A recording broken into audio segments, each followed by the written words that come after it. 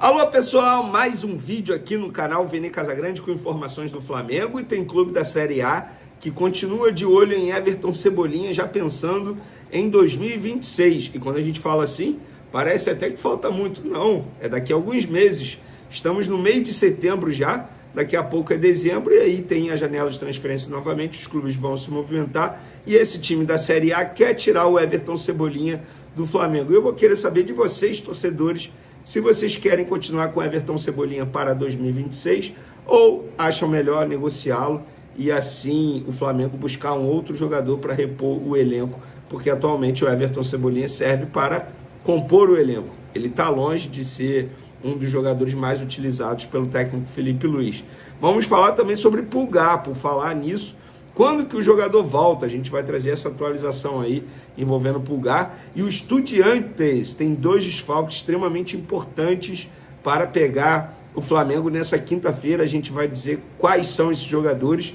E o momento do Estudiantes, ó, é péssimo, tá? Eu vou trazer aqui alguns números para vocês verem. O Flamengo é muito favorito. Isso tudo e muito mais no vídeo de agora. Mas antes, gostaria de pedir para você se inscrever no canal, soltar o dedo no like, ativar a notificação e também compartilhar esse vídeo com todos os amigos e não deixe de hypar o vídeo também, isso é importante. Galera, antes de trazer esses assuntos aí que eu mencionei no início do vídeo, como nós comemoramos, falamos muito sobre o retorno da torcida Jovem Flá, uma das principais organizadas do Flamengo, recentemente, eles estavam punidos, não podiam retornar ao estádio, conseguiram a liberação, mas poucos dias após o retorno, a Jovem Flá, uma das principais torcidas organizadas do Flamengo, foi punida novamente, está proibida de frequentar estádios por 2 anos. Notícia do meu parceiro Renan Moura, lá da Rádio Globo. A decisão foi tomada após novos episódios de violência e má conduta na cidade do Rio de Janeiro. Alguns motivos relatados: integrantes da Jovem Flá pularam catracas de trem, danificaram estação e andaram na linha férrea, atrasando o percurso. A PM também relatou pichações. Relatos da PM de membros da organizada surfando ônibus na Cidade de Deus, perdão, galera, e também em Niterói. Brigas também ocorreram na Avenida Brasil. Um dos membros da torcida organizada urinou em um blindado da PM e disse nas redes sociais: hoje eu quero arrumar problema. Tem também aqui um comerciante teve mercadoria roubada no setor norte, 2 caixas de cerveja e 2 de refrigerante. E para finalizar, o BEP também apontou a agressão sofrida por torcedores do Vasco em um bar em Copacabana. Repito, informações aí do parceiro Renan Moura, lá da Rádio Globo. Falando agora sobre o Estudiantes, time argentino que enfrenta o Flamengo nessa quinta-feira, jogo de ida pelas quartas de final da Libertadores, jogo no Maracanã. Inclusive, esse jogo está ingresso esgotado.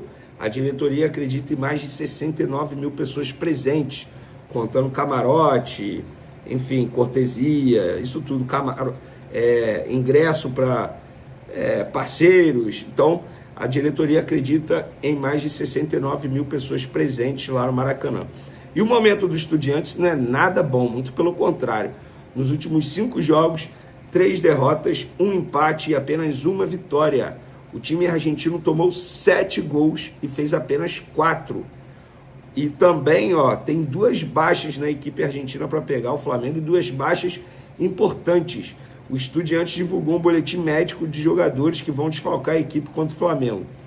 Leandro Gonzalez Pires, ou apenas Gonzalo Pires, que é zagueiro, sofreu uma lesão de grau 3 no tendão da coxa direita, e Edwin Cetré sofreu uma lesão muscular de grau 1 no bíceps distal esquerdo. Nenhum dos jogadores estará disponível para a viagem ao Brasil. Para quem não sabe, o Gonzalo Pires é um zagueiro titular central absoluto. Ele chegou há alguns meses do River Plate. E o Edwin Cetré é um ponta. Ele não é titular, mas é considerado um 12º jogador da equipe do Estudiantes. Eventualmente é titular, e quando não é titular ele entra, ele é acionado durante o jogo e seria um jogador extremamente importante para o contra-ataque, que é a provável postura do Estudiantes no Maracanã. Eu acredito que o Estudiantes está vindo ao Rio de Janeiro para voltar à Argentina vivo, pensando na classificação, porque o Flamengo é muito favorito, gente, é muito favorito. Estamos falando de um Flamengo que não sofre gol. No Campeonato Brasileiro são apenas 10 gols sofridos em 22 jogos. Estamos falando de um Flamengo que é avassalador, que quando resolve converter as oportunidades criadas, faz o que fez, por exemplo, contra o Vitória, contra outras equipes, contra o Juventude. Enfim, é um time muito bem treinado, um time extremamente maduro. Tanto é que lá no Twitter, quando eu trouxe essas informações sobre Estudiantes, muito torcedor perguntando: e aí, você fica animado ou fica triste vendo isso? Porque muita gente tem medo da tal flamengada. E eu respondi: atualmente, com o Felipe Luiz, o torcedor do Flamengo tem que ficar animado por conta do momento do adversário. Por que eu falo isso? O Flamengo hoje atingiu um nível de maturidade técnica e tática que eu não vi no Flamengo, sei lá, desde 2019, gente. Para mim, hoje, o Flamengo vive o melhor momento desde 2019. Ou eu estou mentindo? Estou falando em todos os sentidos, tá? Dentro de campo, fora de campo. Mas dentro de campo, primeiro, é o melhor elenco, sem sombra de dúvidas, e contando 2019. Porque esse elenco é melhor do que o elenco de 2019. É um elenco extremamente equilibrado. Antes da janela de transferência, eu falava que o elenco do Palmeiras era mais equilibrado. E são dois times que investiram pesado.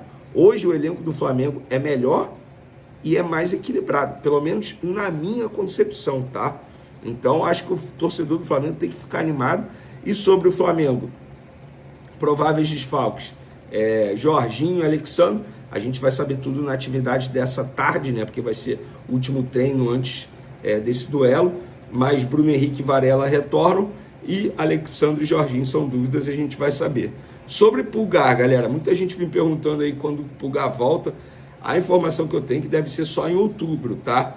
Porque ele vai iniciar um processo agora que é uma fase extremamente importante, com a fisioterapia, enfim, tem todo um protocolo que está sendo cumprido com o Pulgar, então não adianta acelerar o retorno dele, até porque o Saúl está muito bem, obrigado. Então dá uma certa tranquilidade para todos os envolvidos nesse retorno do Pulgar trabalharem de uma maneira bem pragmática, com calma, com paciência, para o jogador voltar 100% e conseguir performar nessa reta final da temporada. Para finalizarmos o nosso vídeo, Grêmio mantém interesse em Everton Cebolinha do Flamengo para 2026. Informação que vem lá da imprensa gaúcha. Marcelo Marques, próximo presidente do Tricolor, gosta muito do atacante. Cebolinha também vê com bons olhos um retorno ao Grêmio. No entanto, a questão financeira segue sendo o principal entrave para o clube gaúcho conseguir tirar o atleta do Flamengo. Galera, sejamos francos, eu acreditava que o Cebolinha fosse voar no Flamengo. Não voou. Acontece, não foi por falta de tentativa e vontade do jogador, foram vários fatores. O contrato dele é até dezembro de 2026. Eu acho o seguinte, chegou o momento de negociá-lo. E quando eu falo isso, é pensando já no início de 2026. Por quê? Ele vai ter apenas um ano de contrato. A partir do meio de 2026 ele pode assinar o pré-contrato e sair de graça do Flamengo. Então negocia logo, abre uma boa brecha na folha salarial, porque Cebolinha é um jogador que tem um salário alto e está tudo bem. Ele veio como uma contratação de peso, custando quase 100 milhões de reais aos cofres do Flamengo, a gente vai lembrar disso. Depois de uma boa passagem pelo Grêmio, chegou ao Benfica, não conseguiu render tanto, foi um dos destaques da seleção brasileira em Copa América, mas não rendeu no Flamengo e está tudo bem, sofreu com problemas físicos. Então chegou o momento de negociá-lo. Eu acho até que já deveria ter negociá-lo nessa janela de transferência que passou, mas agora, tudo bem, ele agrega da maneira que pode agregar nessa reta final de 2025 e em 2026 o Flamengo já pensa aí numa saída dele para negociá-lo. Pelo menos é a minha visão, o que eu faria se eu fosse dirigente e até mesmo se eu fosse treinador do Flamengo, pensando aí em 2026. Mas é aquilo também, a gente não sabe nem como é que vai ser com o Felipe Luiz ainda, é uma incógnita, gente. Embora eu esteja torcendo para ele renovar, mas o contrato dele é até dezembro também. Ele pode não renovar, a gente está falando de futebol. No futebol tudo pode acontecer. Mas, pelo menos eu dei minha opinião aí sobre o Everton Cebolinha e eu quero saber de vocês. Vocês acham que o Flamengo tem que negociá-lo ou não? Tem que ficar com ele e até uma renovação de contrato, porque o contrato dele está chegando ao fim. Quero saber a opinião de vocês, podem comentar à vontade. Tamo junto, galera. Fui!